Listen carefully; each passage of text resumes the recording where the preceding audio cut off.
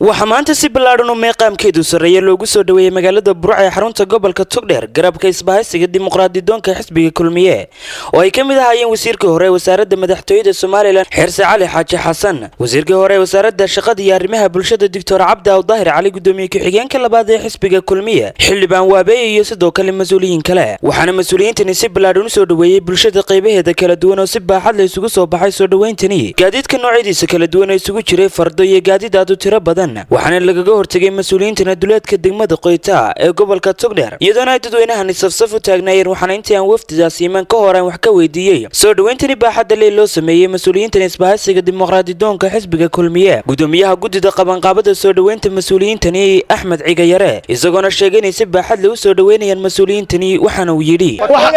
kelmadeedu waxa weeyaan aad iyo aad baan dadka dhan iyo dadka soo dhaweynaya aad ugu mahad celinaya saxaafadda dhalinyarada waayeelka isbahaysiga oo dhan fariin waxaan halkan uga diraynaa isbahaysiga dimuqraadiga kulmiye garabkiinaan taagannahay waxa weeye kuwa naga maqanay gobolada kala joogaya kuwa caalamka joogaba dad laguma noqdo calan laguma noqdo dad muuse waxaan leenahay gaari faaruqa lagu wareejiyay shacabka waa kuwan kulmiye wuxuu ahaa dhoobo iyo xareed buu ahaa xareedii baanu soo dhaweynaynaa waxaanu soo dhaweynaynaa aqoon-yahankii Soomaaliland waxaanu soo dhaweynaynaa hidadhaladkii Togdheer baanu soo dhaweynaynaa aad baanu qalbi furan ugu soo dhaweynaynaa ragale waana lagu wareejiyay Burco waa taa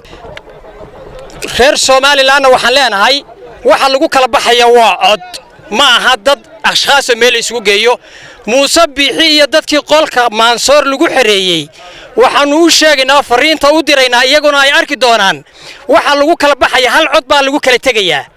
reer Burco waa kuwan hadii la yiri rag halka mari cidlay joogan ragina lagu la cidlay u carareen baanu nahay haday cidlay u carareen maanta arka Burco siday tahay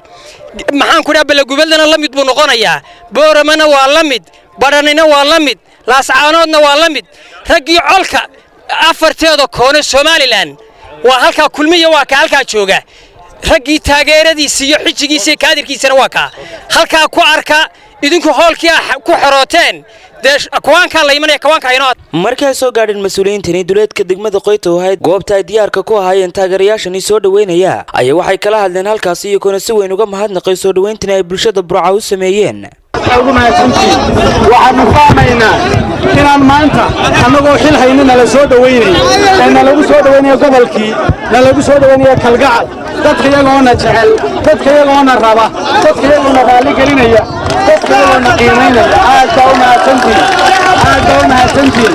way kala qiimo badan tahay marka qofka madaxnimada iyo kursiga uu fadhiyo lagu soo dhaweynayo ama shilin lagu soo dhaweynayo iyo marka dareenkooda iyo qalbigooda iyo kalgacalka iyo shucuurka iyo xamaasadda ay ku hayaan waa ku mahadsantiin dhammaantiin waa ku mahadsantiin inta halkan maraysa ee kulmiye ee isbahaysigii iyo tiimkii aan wada soconay iyo inta naga maqan iyo inta reer Togdheer iyo qaranka dhammaanba waa salaamad baan idin leenahay salaamad waan idin mahadcelinayaa waxaan u dhibay midka ugu horeeya dadka oo qoraysan oo dadka ka midowda waxqabadka ka midowda iyada caafimaadka wixii ka kale ka midowda waxa kale aan idin sheegaynaa haddii waxay isbagaysiga kii kor adhay geysa ka dhacay waxa sharciga waafaqsan oo xaraan ah wixii ka soo baxay oo xaraan waafaqsan karo دور يطلع سنوات وأنا كسياسة كتير والله ما رأيك برعوسنا ومدايسان وسنا لو صدق ويسان الحمد لله رب العالمين وهالكن مريا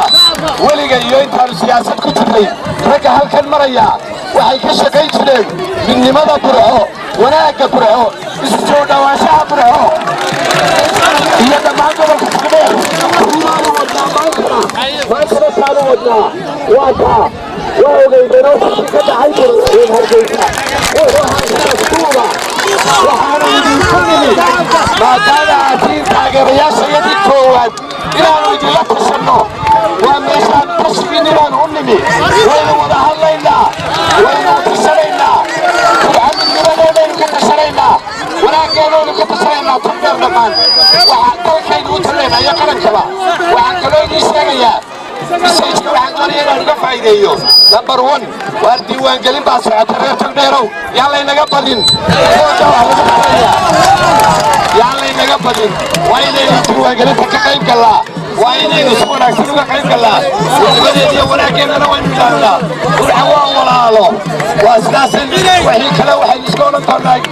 inagoo wada jirna intaasi kadib waxaa loo soo galbiyey wafdidani ka socotay xisbiga kulmiye dhinaca gudaha magaalada Burco taasi oo lagu soo wareejiyay jidadka magaalada waxaana isugu soo biishubteen hotelka City Plaza oo loogu talagalay in lagu qabto munaasabad kale oo lagu soo dhaweynayo mas'uuliyiintani balse shacabkii soo dhaweynayay wafdidan oo aad u tiro badnaa awgeed ayaa waxaanay suuro gelin in munaasabadaasi qabsoonto soo dhaweyntani loo sameeyay garabka xisbiga kulmiye ayaa waxaa sidoo kale ka dhacay shil gaadhi oo sababay dhimashada hal qof iyo dhaawac tiro kale oo dad aan warfidiyanada loo xaqiijin balse soo dhaweyntani loo sameeyay mas'uuliyiintani ayaa noqonaysa tii ugu ballaaneed ee loo sameeyay mas'uuliyiin ka socota xisbiga kulmiye intii uu jiray loolanka siyaasadeed ee xisbiga dhexdiisa ka taaganiyay Khalid Bakeele shabakada caalamiga Rasmaan News Burco.